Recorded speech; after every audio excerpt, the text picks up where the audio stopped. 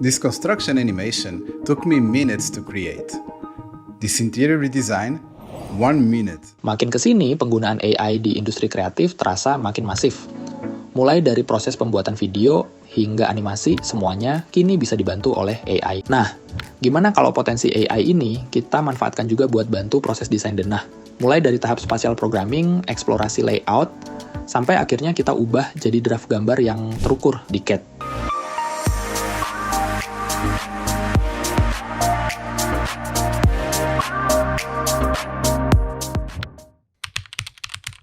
Untuk menghasilkan draft yang terukur, tahap awal yang perlu kita lakukan adalah menyiapkan data kebutuhan ruangnya terlebih dahulu. Mulai dari siapa penggunanya, berapa kapasitasnya, sampai standar batasan apa saja yang mau kita gunakan. Nah, ini contoh matriks data rancangannya untuk simulasi satu modul kelas terpadu. Matriks ini bukan buat bikin satu gedung sekolah utuh, tapi fokus ke satu unit ruang kelas dan fasilitas pendukung terdekatnya. Nah, ketiga parameter inilah yang jadi pondasi logika kita sebelum nantinya mulai menyusun instruksi ke AI. Berikutnya, data yang sudah kita susun tadi, kita ubah menjadi sebuah instruksi atau prompt yang akan kita berikan ke AI. Untuk contoh kali ini, kita bagi jadi 3 bagian utama. Blok pertama, program ruang. Kita kunci ukuran modul kelas 8x8 meter, area selasar, dan ukuran toilet siswa beserta warna zonasinya. Blok kedua, perabot dan orientasi. Mengatur 14 meja ganda biar rapi menghadap papan tulis, jarak bebas 2 meter di area depan, plus posisi jendela di samping biar nggak silau. Terakhir, blok aksesibilitas. Memastikan posisi toilet ada di sayap luar dan bisa diakses langsung dari selasar tanpa ganggu area kelas. Tapi perlu dicatat, hasil visual dari AI ini cuman buat acuan zonasi dan eksplorasi layout aja. Untuk ukuran presisi dan keputusan teknisnya, tetap kita beresin secara manual di CAD.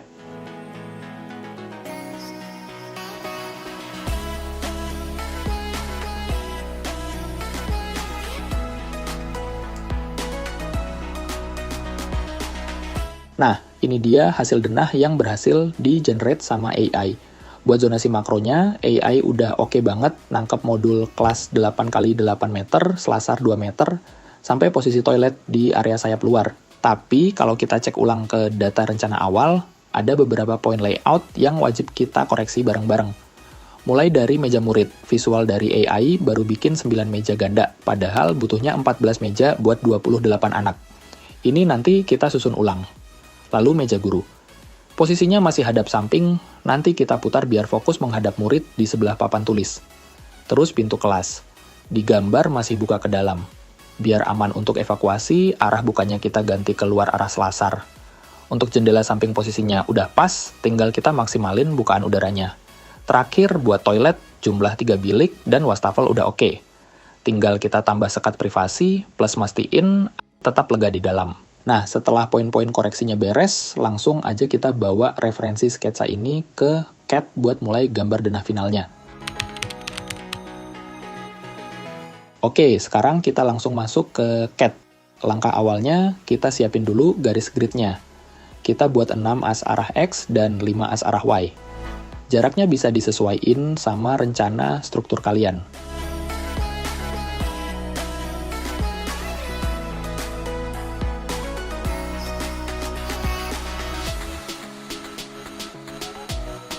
Berhubung bentuk modulnya huruf L, sisa garis grid di luar denah kita hapus aja ya, biar gambarnya tetap bersih dan nggak bingung.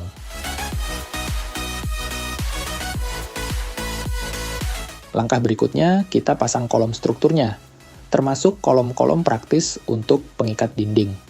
Sedikit catatan, untuk ukuran kolom, silakan gunakan desain rencana kalian masing-masing yang kita simulasikan saat ini hanya sebagai contoh.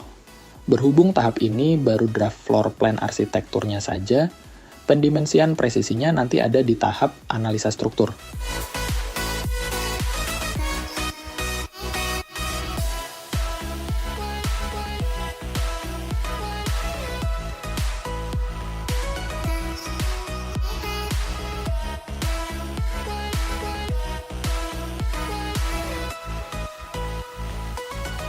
Nah, berikutnya kita buat dinding. Untuk area kelas, kita bisa tiru saja bentuk dari sketsa AI sebelumnya, karena sudah cukup oke.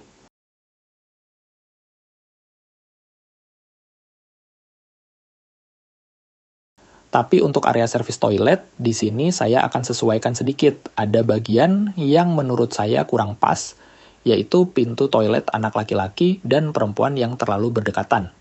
Jadi, saya tambahkan dinding lorong sebagai akses, agar pintunya tidak saling berhadapan langsung. Sambil drawing dindingnya, jangan lupa selalu cross-check kembali ke matriks awal tadi, biar kebutuhan luasan dan alur sirkulasinya tetap terjaga.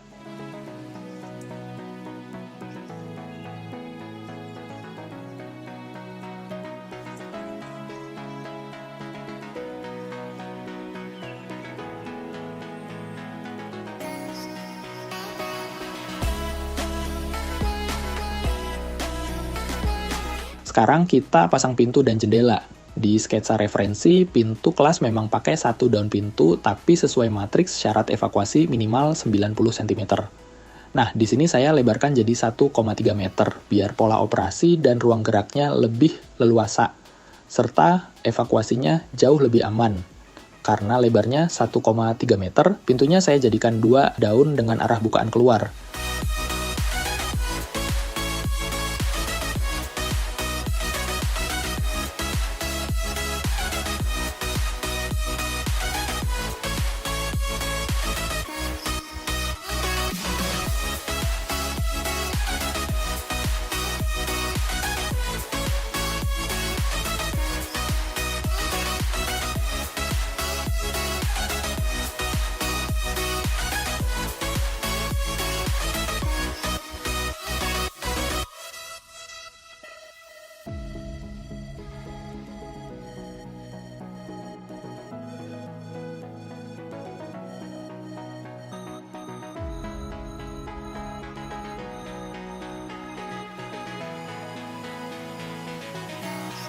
Terus untuk pencahayaan alami, aturannya minimal 15-20% dari luas lantai. Luas lantai kita kan 64 meter persegi. Saya ambil 16%-nya, ketemu kurang lebih 10,24 meter persegi. Area bukaan jendela ini kita bagi pakai 2 tipe jendela samping. Di sketsa penempatannya juga sudah bagus, arah cahaya masuk dari samping, jadi tidak langsung berlawanan dengan pandangan siswa.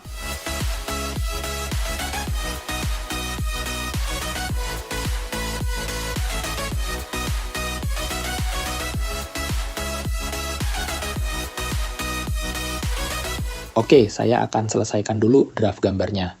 Kita lengkapi furniturnya, teks anotasi, dimensi, sampai etiket atau title block gambar, biar pendokumentasiannya standar gambar teknik yang profesional. Sebagai info tambahan, selama proses drafting ini ada beberapa tools yang saya pakai biar alur kerjanya jauh lebih efisien. Kalian bebas menggunakan perintah manual standar atau tools sejenis. Tools yang saya gunakan ini sudah terintegrasi langsung dengan master template gambar, mulai dari standarisasi layer, simbol anotasi, otomatisasi grid, dinding, pintu, jendela, sampai pengaturan plot style CTB untuk kebutuhan cetak dokumen. Tools ini memang saya desain berdasarkan kebutuhan praktis di lapangan, makanya flow-nya sudah mengikuti alur pembuatan gambar kerja dari awal sampai akhir.